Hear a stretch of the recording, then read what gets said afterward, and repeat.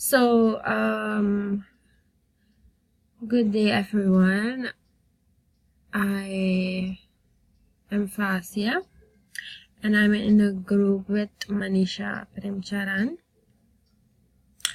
We have chosen our topic about unruly behavior of the students.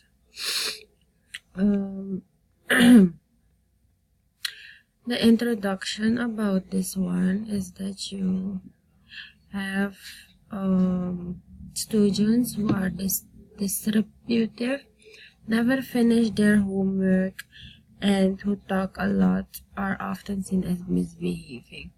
This could be anything from moving around the room to needless talking.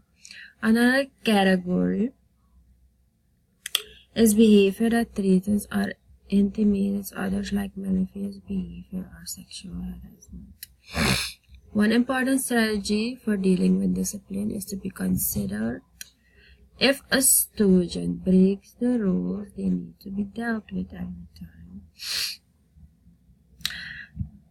time. How to handle students with such behavior? You're asking yourself sometimes, how do I handle such students with this behavior? Okay, here are some options. Treat all students respectfully and politely. Be consistent in what you let them say and do. Be careful not to favor certain students. Second one is teach students and social skills, communicating, listening, helping, and sharing, for example. Teach students academic survival skills such as paying attention, following directions, asking for help when they need it, and volunteering to answer. The fourth one is set a goal. If the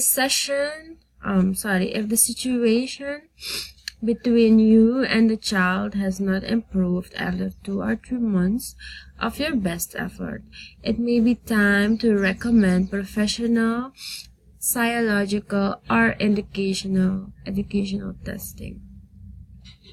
Some problems are very complex and beyond your control. Okay, next slide. The fifth one is try to understand where the behavior is coming from. Is the student distressed by a death, divorce, a new baby, learning disability, or some other overwhelming experience? Speaking to the student's parents or guardian may shed light on underlying causes and help you develop sympathy through understanding. Focus on recognizing and rewarding acceptable behavior more than punishing misbehavior. Giving the misbehaving student a chance to respond positively by explaining not only why he or she is doing wrong, but also what he or she can do to correct it. That is one good option there. What causes busy behavior? Pressure behavior can be influenced by many different factors. In the first place, the character of the child influences. One child is much quieter than the other child. For example, one child loves to draw, do crafts, or build with Lego, while the other child loves running and climbing much more outside, without the latter having to be a busy child right away. The environment is, of course, also of influence. An environment with a lot of bustle and lots of incentives is more likely to cause busy behavior than a very quiet environment. In a classroom with 20 busy children talking together, pressure is more likely to occur in a home situation where the child is only playing quietly with the parents. But things like always turning on the radio or the TV can also cause a restless environment. Okay, is that correct? We're going to the next slide. The situation at school can also have a major impact. If a child cannot come along well at school, is bullied at school, or the child is in a large busy class, this can result in busy behavior, because the child feels insecure and tries to hide this, or because the child receives too many stimuli. We also see a clear interaction between the environment and the character of the child. One child is much better able to close himself from unrest around him than the other child. The parenting situation also influences the busy behavior of a child. In a parenting situation where there is a very little structure, a child will be more likely to show busy behavior than in a parenting situation where there are clear boundaries and regularity. Okay, that is that. The next slide.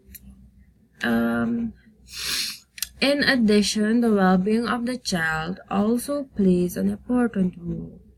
When a child does not sleep enough and is constantly tired as a result, this can be expressed in busy behavior.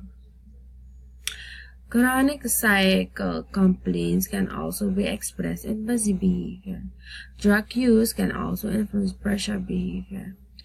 All of the above mentioned issues affect the child's behavior, and often there is a combination as indicated above for character, environment, and sensitivity to events. In fact, the character of the child always plays a role, but we also see other coherence. For example, a chronic disorder can cause a child to be confronted with a troubled situation, doctor visits or examinations, etc., etc.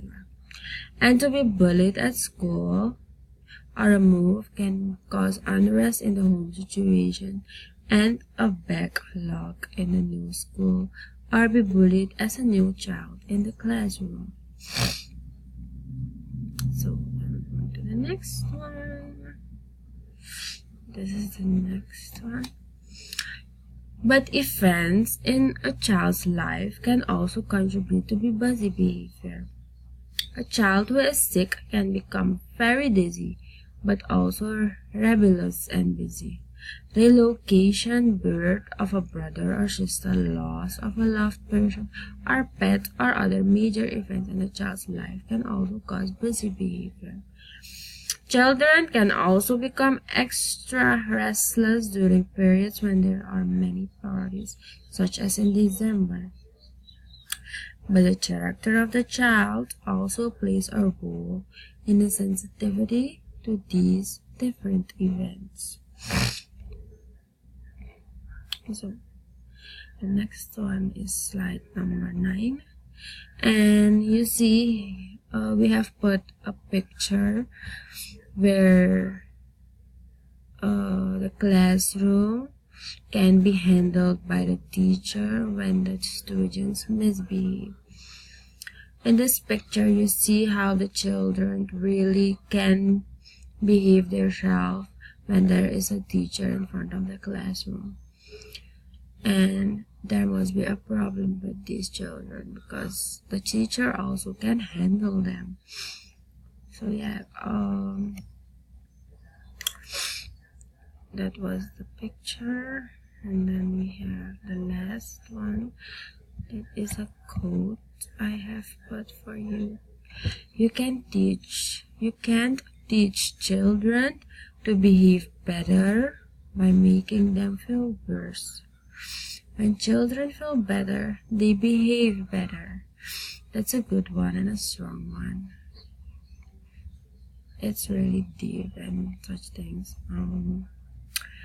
That was my presentation about the unruly behavior of the students. I really hope it is enough, and that this is what we could